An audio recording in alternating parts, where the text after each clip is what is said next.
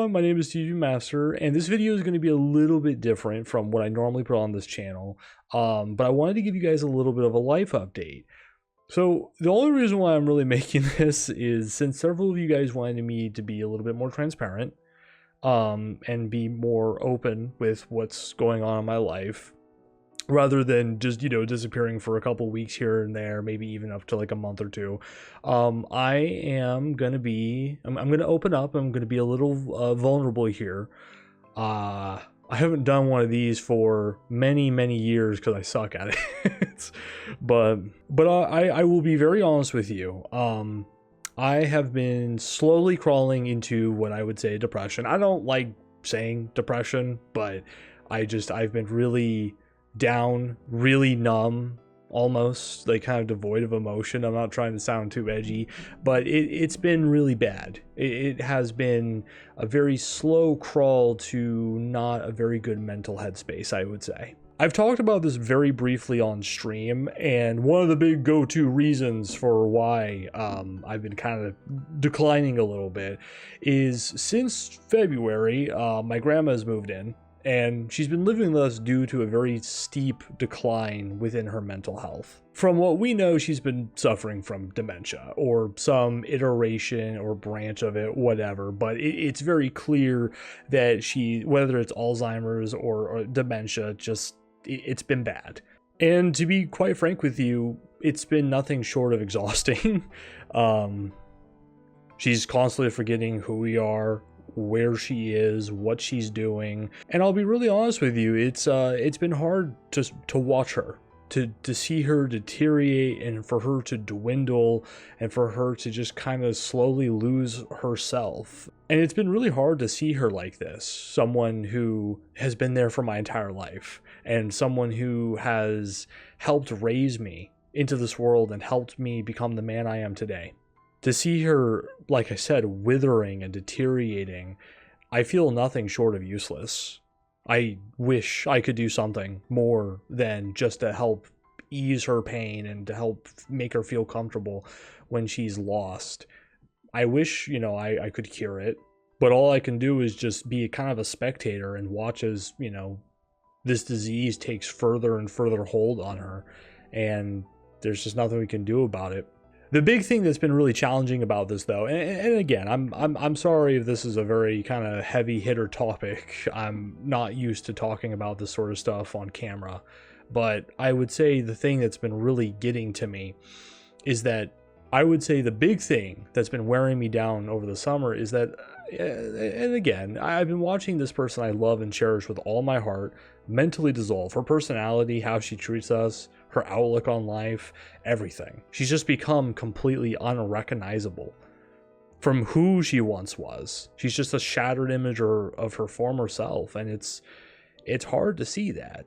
And I mean, I'm thankful that she still has her good days. Some days she's lucid, and there she is in the flesh, and it's completely her, and it's a peach. Like those days are just amazing, but they are far too short.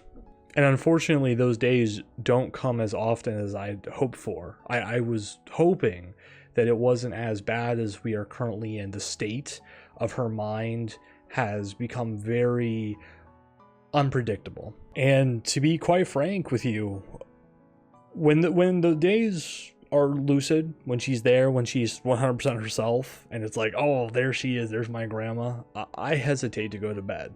I get scared almost, because I know when I go to bed, when I sleep, I'm gonna wake up and she won't be there. It won't be her. It'll be something else that's like possessed her in a sense. And I think that's the thing that's been very difficult for me, is that she's become very emotionally unstable, erratic, unpredictable. The most minor of inconveniences leave her having nuclear meltdowns. An example of this would be me simply walking past her to get a cup of water. Just that. That's all it takes. And that's enough for her to go into a full-on nuclear rage. And she becomes so angry, so enraged, that it really does feel like, oh my God, she's getting so mad that she's going to drop dead of a heart attack because of just how how dare you? I don't know how to necessarily describe it. I'm not going to mimic and yell into the mic, but you get the idea. Just think like of a video of a gamer rage where some guy is like smashing and destroying his entire setup because he died in the video game. That's kind of like the level of rage that she gets to. And something that I gotta admit, I mean, during many of these outbursts over the summer, she has definitely hit me a couple of times. And albeit it doesn't hurt because it's coming from an 85-year-old woman, but the thing that's really depressing is that she musters up all of her rage, all of her force, all of her anger, and then she'll hit me as hard as she can. And the intent, albeit, like I said, doesn't hurt. The intent is very clear that she is trying to hurt me, and she's trying to hurt me as much as she possibly can. And I know this is kind of weird. I don't know if this will make sense to most people, but there's like this look in her eyes. It is the strangest, most eeriest thing I've seen in a long time, where one moment you can tell by looking at her in her eyes that she's there. You can see her. You can feel like, oh my God, there's my grandma. And then no different than flipping on a light switch, she's gone. And you can see it almost adjust within her eyes. It almost becomes like hollow. She becomes like voidless, like almost like the 1,000-yard stare, but also just, she's gone. She, like, where did she go? She's not there anymore. And I think that's been a really hard thing to just kind of let sink in. And in some really unfortunate news, in like a somber sense, I've had to mentally bury her in my mind to say my goodbyes and to cherish the memories I've made with her. And to remember that there were many good days. And I have to cherish the memories I've made with her. And this is hard to admit. Those days are not here anymore. Those days are long gone. And they've become exceedingly rare. And when they are here, they feel very fleeting. They go by fast, too fast. And to be honest, I can go on and on about all the little fickle details, maybe not fickle, but all the details that are making this entire process very difficult.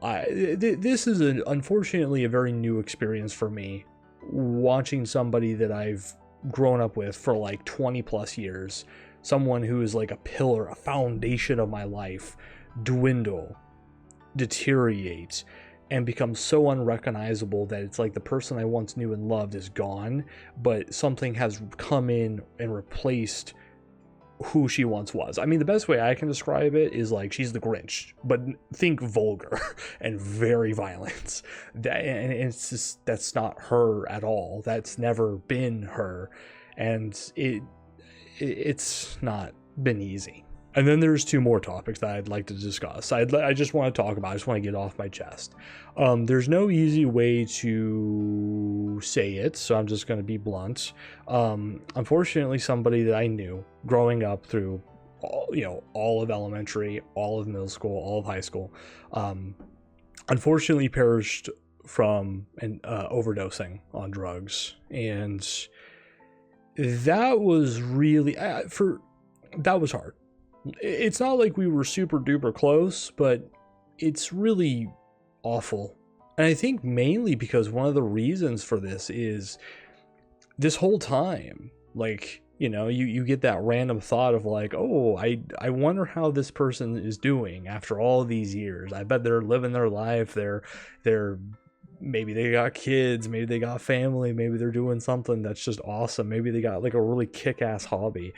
And then to realize that after all this time, they've been actually just dead.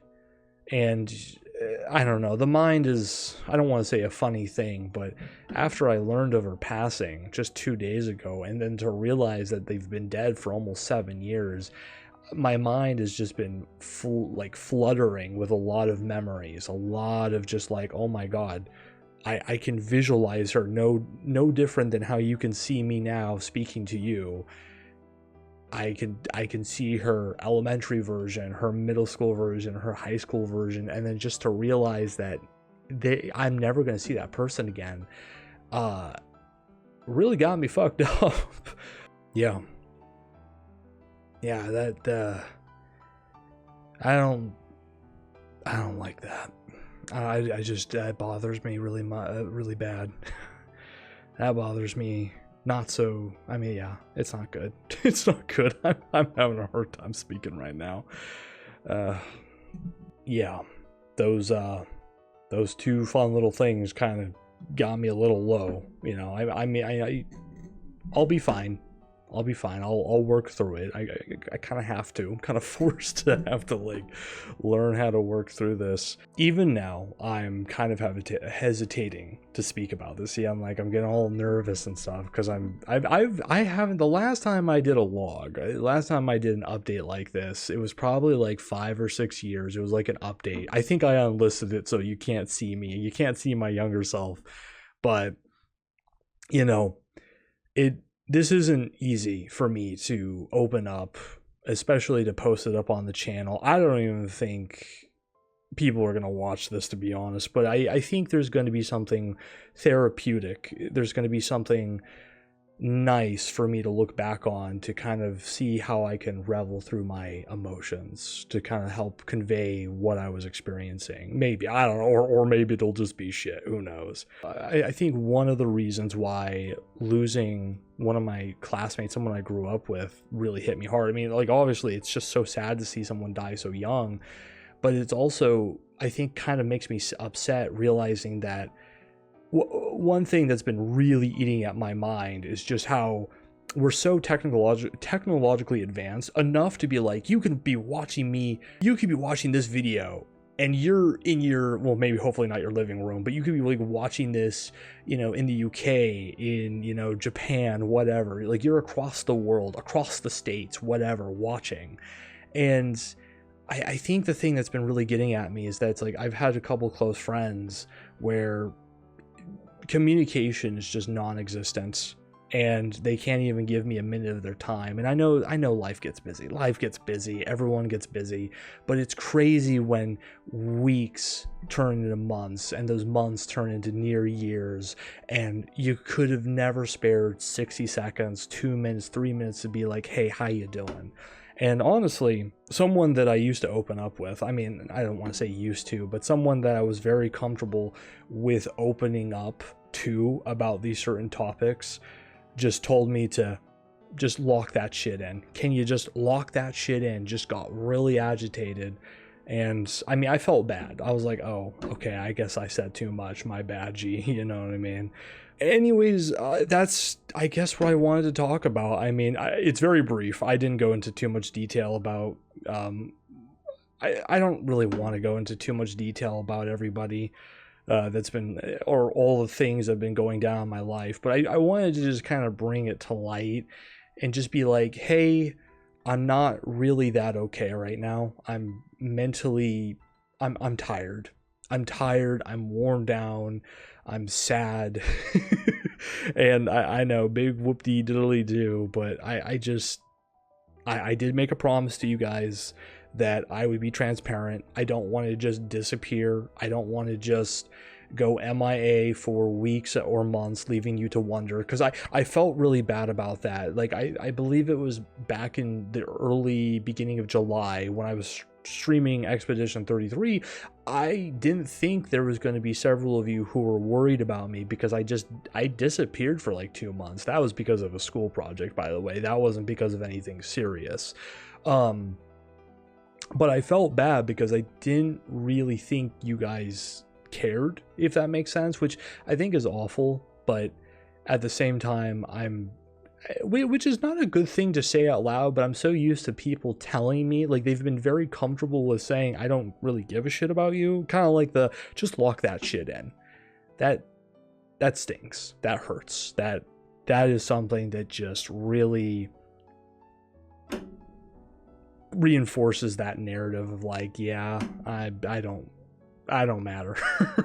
Anyways, with that being said, I just want to let you know that right now I'm kind of in the trenches. I'm mentally not 100% there. I will still be making content. I will still be producing videos. So, you know, there's going to be some Battlefield content. The Grounded series will continue. And a couple other videos, those will be coming. And then as for recordings, I might have to kind of, not that I necessarily want to, But if I got to put on like a little bit of a fake smile and, you know, have fun to kind of get me out of this rut, I'll probably end up doing that.